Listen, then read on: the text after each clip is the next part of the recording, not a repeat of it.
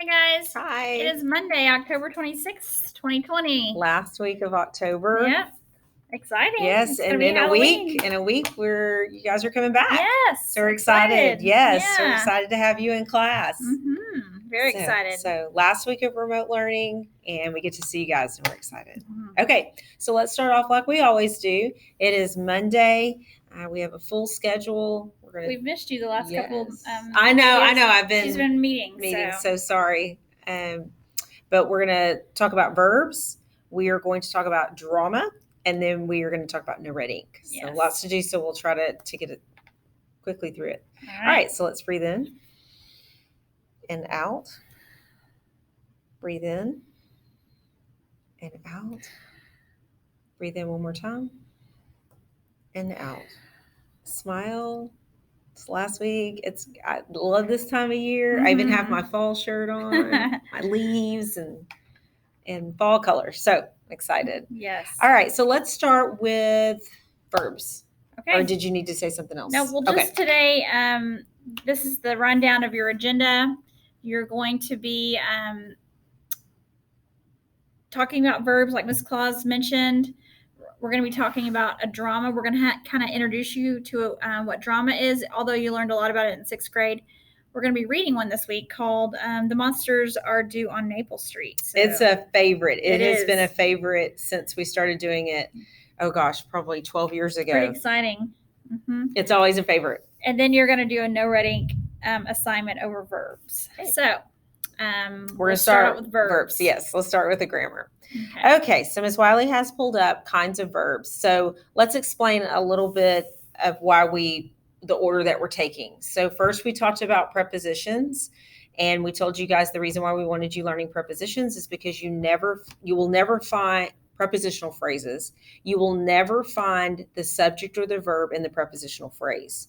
So you're helping yourself out there. So no matter what part of speech we're working on, always find the prepositional phrase first, and then the next thing you always find will be the verb. So we're going in the order that we want you to work in the sentence. Just like in math, there are certain orders you have to go in.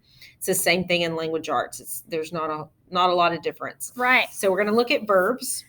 And once you remove that prepositional phrase, once you find the prepositional phrase, you can almost kind of remove it. Mm-hmm. And the next few words that are left should be the subject and the verb. And so that's why it's important, like Ms. Claus said, to go in this order. Okay. All right. So there are different types of verbs. There are action verbs, which is what most of us are familiar with. And what you guys learn a lot in elementary school is just as the title says, it's an action. It's what you do. So there are some examples on the screen. It says John walks to the classroom. First thing I'm going to do, I look to the classroom is a prepositional phrase. Guess what I'm left with? 2 words, John and walks. You can have 2-word sentences. Mm-hmm. We don't promote them. Right. I guess I don't know how to say it. We don't like a lot of them, but they can't exist. So walks would be the action verb, and you would ask who walks. It would be John, and John would be your subject. Mm-hmm. Okay. The next one that says the quarterback fumbled the ball. There is not a prepositional phrase in it. There's not a prepositional phrase in every sentence. But fumble. What does a prepositional phrase start with, Ms. Claus? A preposition. Okay. And it ends with a noun or a pronoun. And where can I find those? You can find those on the SAM page. All right. Yes. Okay. And Ms. Wiley was nice to know she will repost the SAM page. She's showing it to you right now. If you will look in the upper left-hand corner are common prepositions. But if you look to the right of that, and we're fixing to talk about linking verbs, there's a list of linking verbs. But if you'll go, and then underneath prepositions, helping verbs. Action verbs aren't on here, guys, because there's too many of them. That's why they're not on here. And that's just basically an action. Like you can physically see someone doing it. Yes, so. You can see someone walk. It's almost like a concrete detail. Yes, something you can see. Yeah, like a concrete detail, just like your letters. Mm-hmm. Oh, look at us making connections here. Man. All right. So action verbs. So the quarterback fumbled the ball. Fumbled would be your verb. Okay. Teresa thinks about her assignment. I see a preposition in there, about. So about her assignment would be my prepositional phrase. I know I can get rid of it, and I'm left with Teresa thinks. Because your subject and your verb are never going to be found in the prepositional phrase, ever. All right. So, and Miss Wiley bolded the verbs for you so you could see them. All right. So we're used to action verbs. The other verb, linking verbs, are the ones that can be a little tricky. A linking verb, rather than showing action, it's going to link the subject to the other part of the sentence. That's its job.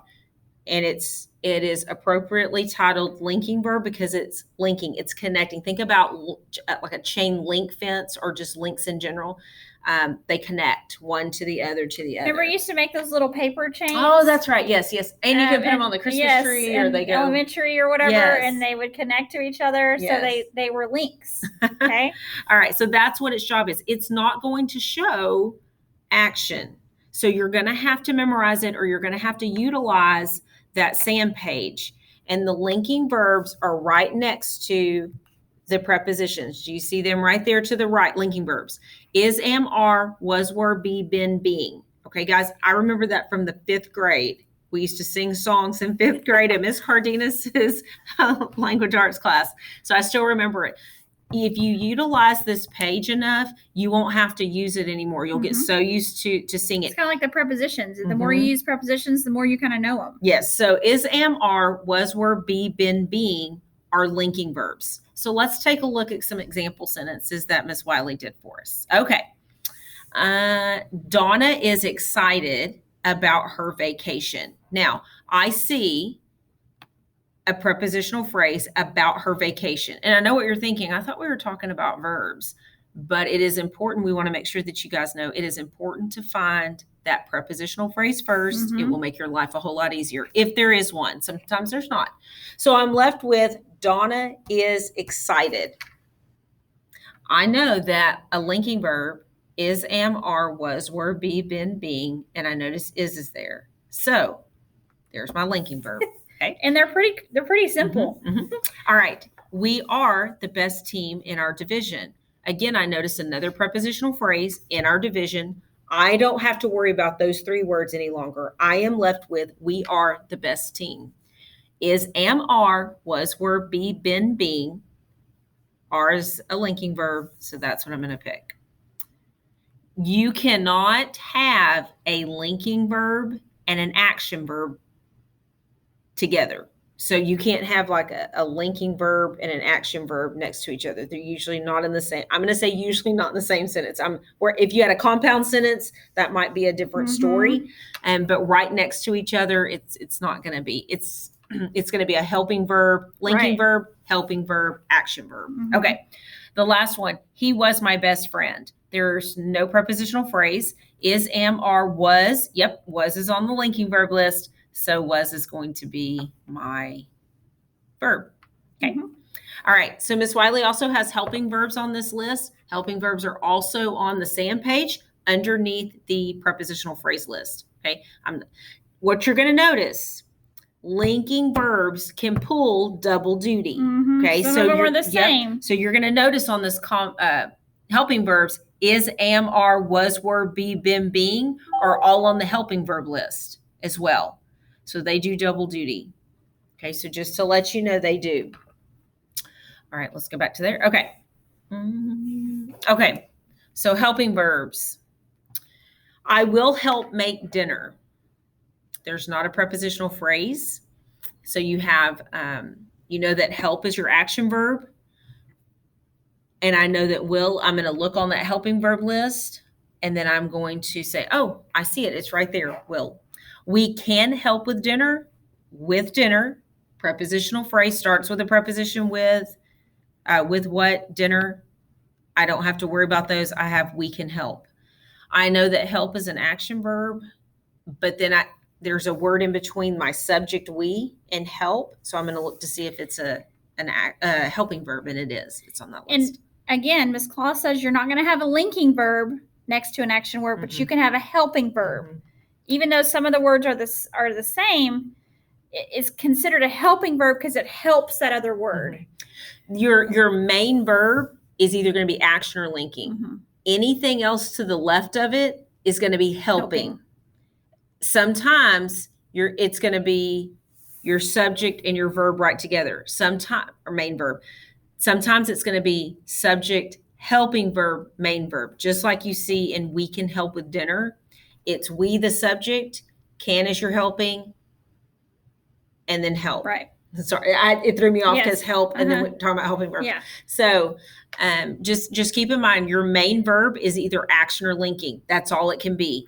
And always look to the left of it for the helping verbs. That's how I remember it. I find my main verb first, and then I look to the left to see if there are any helping verbs. And if you have to look through that whole, that's fine. That's fine. Mm-hmm. Mm-hmm. All right. Let's keep. Is there anything else? There's verb tense, which we talk about with our revising and editing passages. And we also talk about that in our letters that we write. Mm-hmm. Make sure when you're writing an essay or a paragraph or whatever it is that you're writing, where you're having multiple sentences, that you have the same verb tense. And if you notice the personal narratives from the revising and editing passages that we've been doing, they've been in past tense because it already happened. Sometimes a lot of nonfiction texts are in present tense. Unless they're based on history or something like that. But a lot of them are showing you current facts now. So there's some examples there. Are you ready? Okay, guys. Sorry, it froze. I don't know if it froze on y'all's end or not, but anyway. Oh, that's funny. Okay. So Ms. Wiley has a list of what you can see for past, present, and future. Past would be Frank cooked dinner. Already happened. If it's in present tense, Frank cooks dinner. And then if it's in the future, Frank will cook dinner. What is that will, Ms. Claus? It's a helping verb. Okay. And it comes in between the subject and the main verb. That's the wording we need to use, Ms. Wiley. Main verb. Mm-hmm. Okay. All right. And then there's just some examples. Mm-hmm. And you can read that. Yep. You can read those at your leisure. Right. Okay. So that's, we'll have a copy of this for you, obviously today on your Google Classroom assignment. Yes. And we'll have a copy of repost the SAM page, the sentence analysis map. Sam should be your best friend. Mm-hmm. And lastly, we're going to jump into what a drama is, because we actually have a fun drama we're going to read this week called The Monsters Are Due on Maple Street. It is from the Twilight Zone TV series that so you could actually ask you could ask some of your parents or if they remember, or grandparents, the Twilight Zone series. They probably will. Yes. Anyway, so this is one of my favorite ones. Anyway, so we're going to share this with y'all. Okay. Oh, the drama. That's cute. That's cute. Okay. So what is drama? Middle schoolers know drama pretty well. Yes, they do. I think. They do. A drama is a story acted out on stage for a live audience. Live audience means they're physically there. Mm-hmm. It's a little different nowadays in COVID situation. A lot of virtual things going on, but it's on stage. And that's something that you need to remember versus watching a show when it's being filmed at a location and there's not really a live audience. Sometimes some of the sitcoms that you watch, they will and some of your talk shows will say this was taped in front of a live audience, but then they'll go back and edit. Every once in a while, I always find this to be interesting. They will do a TV show and they will say it's truly live. So those sitcoms, I've seen a couple of them where they do it truly live, so you can kind of see if a character or an actor messes up, they kind of hesitate. There's no editing that out like they would if they were taping it. I haven't seen a lot of them do that, but they have done it before. So that would be a teleplay. Yeah, that would be a tele. And that's what we're watching, and that's what we're reading is a teleplay. Yes. But drama kind of covers all of those movies and a lot of the times you hear the word play. Not necessarily the word drama. Right. Just like Miss Bass, our drama teacher here, she does a great job of teaching our students how to act. And she puts on productions. And when they do a production, it's a play. Yes. Also known as a drama. Okay. So dramatic structure is just like fiction.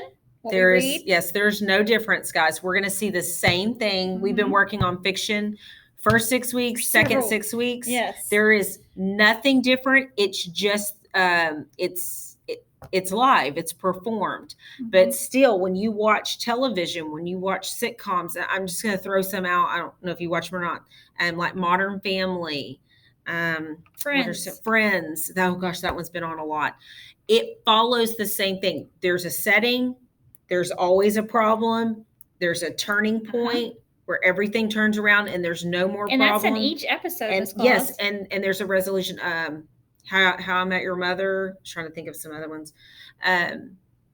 Even SpongeBob. Yep. Even cartoons. Yes, every episode has this. Mm-hmm. You could almost look at this plot chart and think about where the commercial breaks would be. They do the commercial breaks at just the right moment. Pretty strategic. Absolutely. Mm-hmm. So kind of think about that. We could actually follow a sitcom or a cartoon and it follows. It's just like, okay, so when you're reading a good book and it's playing out in your head like a movie, you have great visualization from what you're reading. Mm-hmm. It's the same concept. It's just you're seeing it on the screen, and you actually get to see some of the facial expressions that actors make and some of the nonverbal cues. Yes. And that's why it's fun to watch. But again, like Ms. Call said, it follows the plot diagram. Yes. Even though it's a play, it's still a work of fiction. That's right. Okay. So, all right. Drama vocabulary. So we have to make sure that when we're talking about this, we have to use the correct academic vocabulary. So a playwright is an author or writer of a drama or play. A script, the written text of a play, movie, or broadcast. There are a lot of different aspects and a lot of moving parts to a live performance, a movie, or even TV shows. The actors cannot act if there's nothing for them to read. So those, the people who are responsible for writing it, I know a couple of years ago, they went on strike in Hollywood. Production shut down because the writers weren't writing. The writers were not writing. Actors do not write their script. No. There are people who that's their sole job is to be a writer for a situational comedy, which is a sitcom, cartoons. If they don't have them, and that's what happened, they weren't getting paid enough. That's right. And they finally went on strike, and there were no new shows for a while, kind of like they're right now, but people aren't striking to do that. But it reminds me of the same thing. So their job is crucial because not everyone has that talent to write that. So it does start with a piece of writing, and then the actors perform that. So you also have acts, which are a large section of the play made up of scenes. It's like a chapter in a book. It helps us know that the setting or character has changed. You have scenes. It's a smaller section, and it shows us that the setting and time or place has changed, usually. A teleplay is what we're actually going to be reading, and it is a play. Which means am I right saying live performance? Yeah, play, live performance. Okay, live performance written, but it's adapted for television. That's right. There's actual people performing, doing the stage directions and saying the lines in person. Yes. Okay. Oh, wrong button. Okay, here's some more vocabulary that you might hear when we talk about drama and when we actually read the play this week. Dialogue, those are conversations of characters on stage.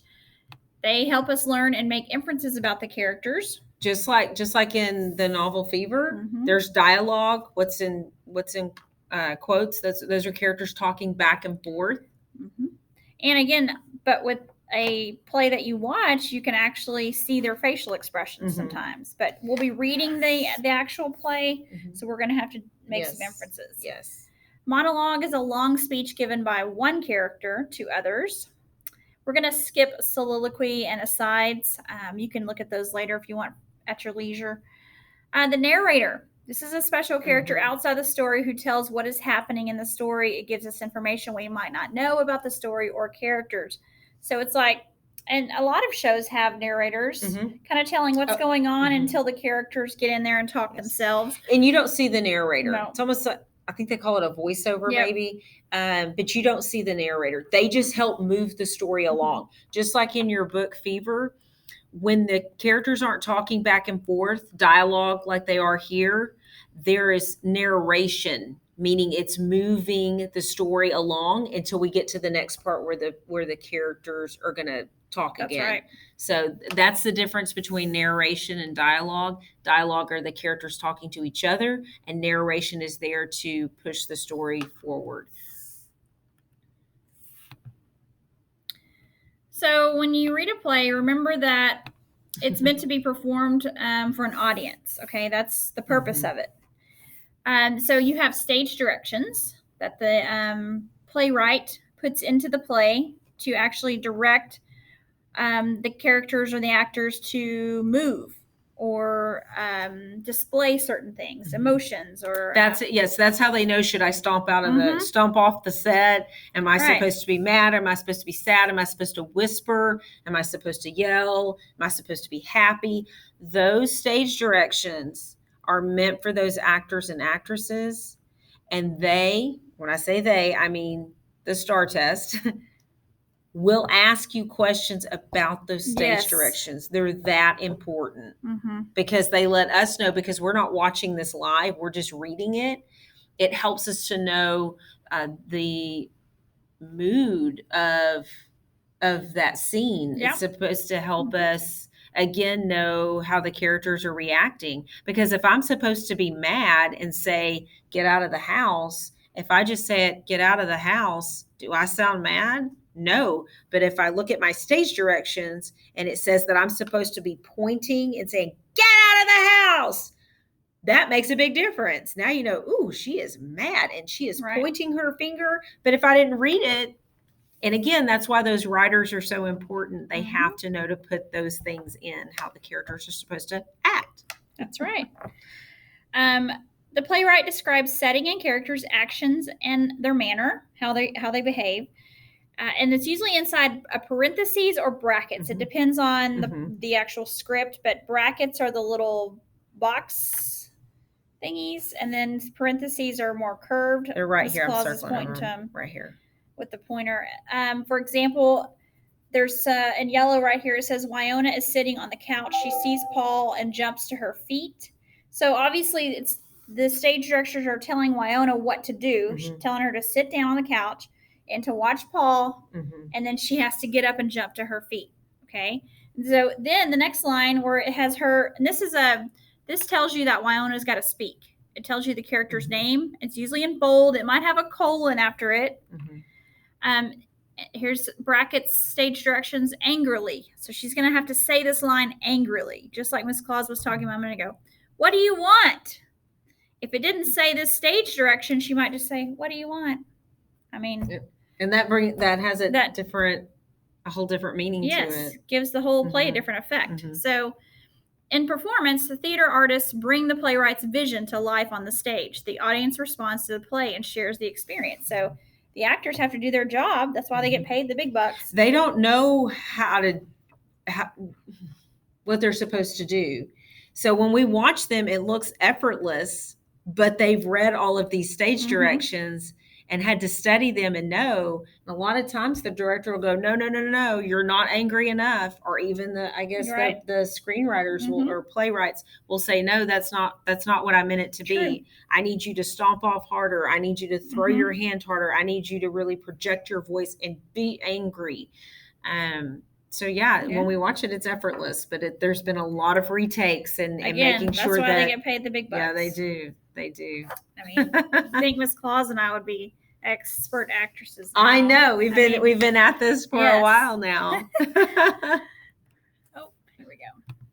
And our last little part that we're going to share with you is about what makes drama so dramatic. Have you heard that word, dramatic? Like if your parents said, you're being so dramatic. And you might have told your friends that. I don't know. But it's kind of funny. But dramatic tension. It builds the audience's feelings of tension as the story advances, and this is usually happening in the rising action.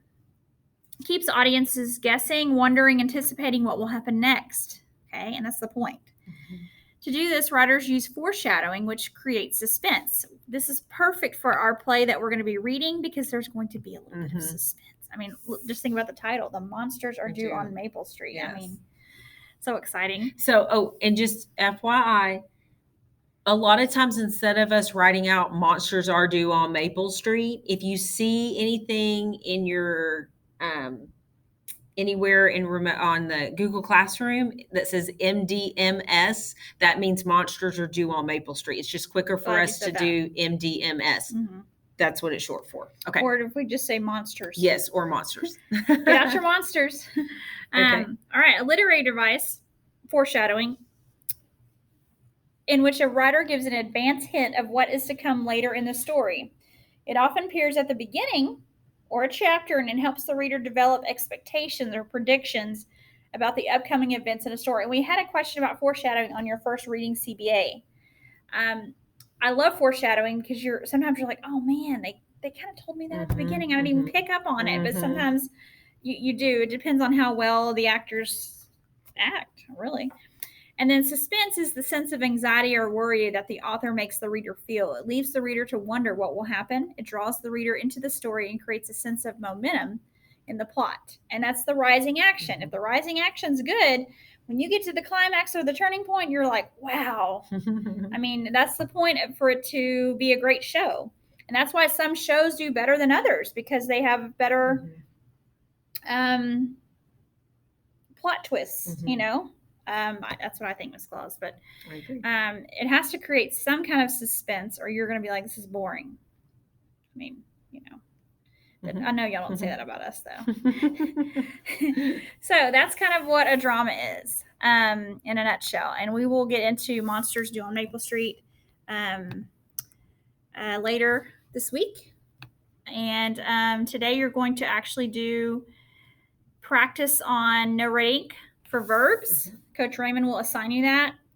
Please make sure that you start on that today. It's going to be due tomorrow, and then you'll have a new one that's going to come out on Wednesday. That'll be due the following day, and you'll have another one on Friday. This is really important that we practice and we master verbs before we move on to something else. So even when you're on no red ink, guys, and you're working on verbs, find the prepositional phrase first, even when you're working. Again, not every sentence is going to have a prepositional phrase, but the ones that do, it is so helpful in trying to find the verb. And use that SAM page, especially for the linking verbs. Yes. Is, am, are, was, were, be, been, being. Okay, remember they can have double duty as a helping verb too. That's right. Okay. All right. Well, happy no red inking. Yes. I guess. And happy verbing. Happy verbing. Happy dramaing. Yes. All right, guys. Hope you have a wonderful Monday, and we will see you tomorrow. See you later.